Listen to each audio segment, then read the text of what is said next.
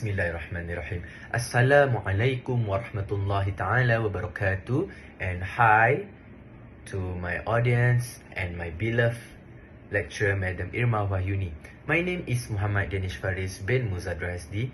I am 21 years old and I live in Rawang, Gombak District, Selangor. My student ID is 2023272818 and I'm from class ED590-3C. Okay, today I am going to do a presentation, or I'm going to talk about children from 3 to 9 years old should not be exposed to mobile phones. Before I start my presentation, I want all of my audience to stand up and look at your friend at your right and say, "You did great today." Have you done it? Okay. Then I want all of you to sit down and listen to what I'm going to talk about.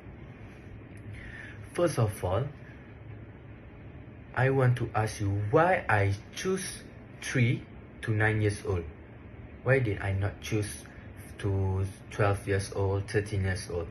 Because children from 3 to 9 years old are easily addicted to mobile phones because they love to playing games during their childhood.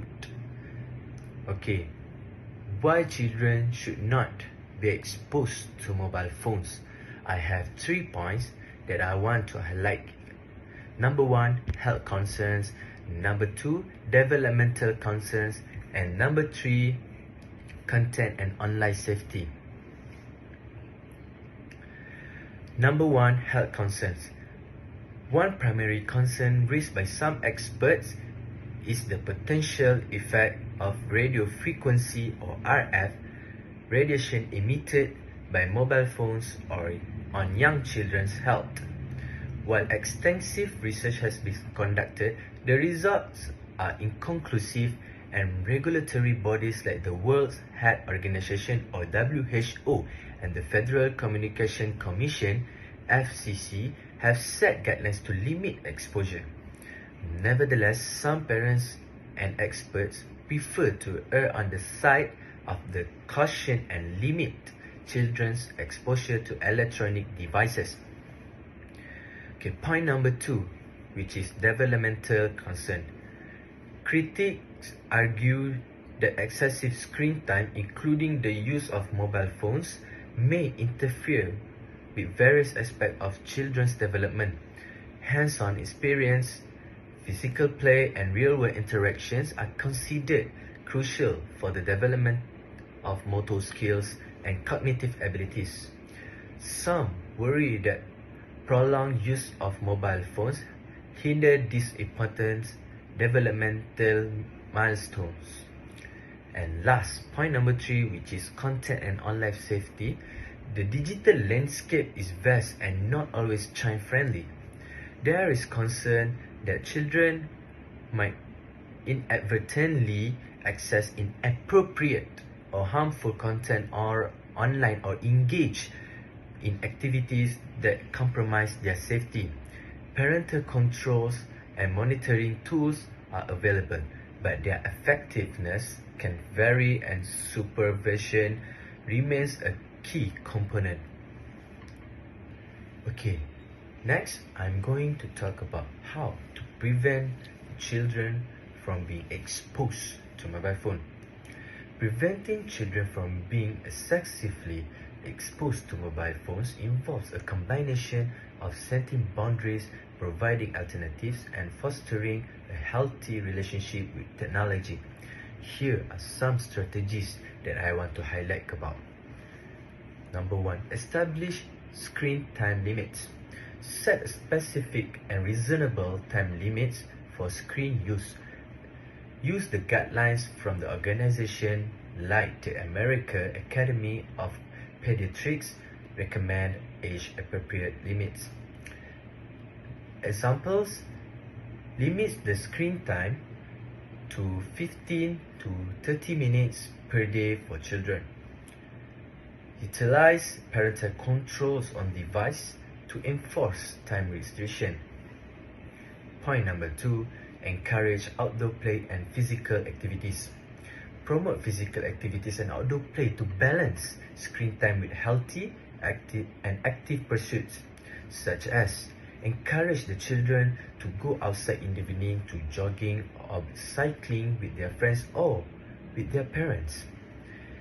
Engage in family activities that don't involve screens, such as hiking, playing sports, or board games. Point number 3, provide educational alternatives. Offer educational toys, books, and activities that stimulate creativity and critical thinking to the children. This can reduce the reliance on mobile device for entertainment and learning. Other than that, explore educational apps that are age appropriate and aligned with learning goals. Nowadays, we have a lot of apps that are actually give something to children, for children to learn, such as learning skills and not anything else. Point number 4, monitor and control content. Use parental controls to restrict access to inappropriate content and apps. Regularly check the content that your child is accessing and discuss appropriate online behavior and safety, because nowadays children do not feel scared or afraid to parents, because the parents did not be strict to the children.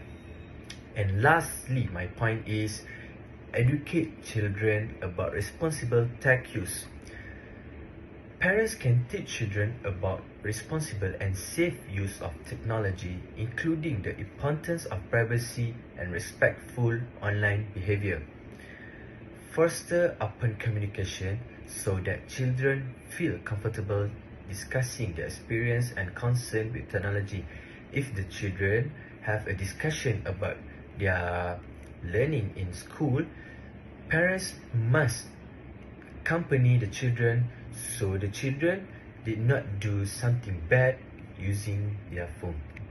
So, in conclusion of my presentation, the question of whether children should be exposed to mobile phones is a complex and nuanced one.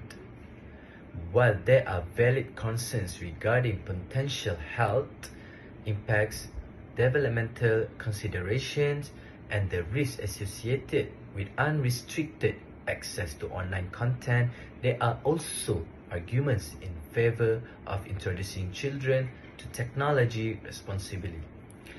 The key lies in finding a balance that considers the child's age, individual needs, and the potential benefits and drawbacks of mobile phone exposure. Establishing clear boundaries, setting reasonable screen time limits, and providing alternative activities that support physical, social, and cognitive development are crucial elements of a responsible approach.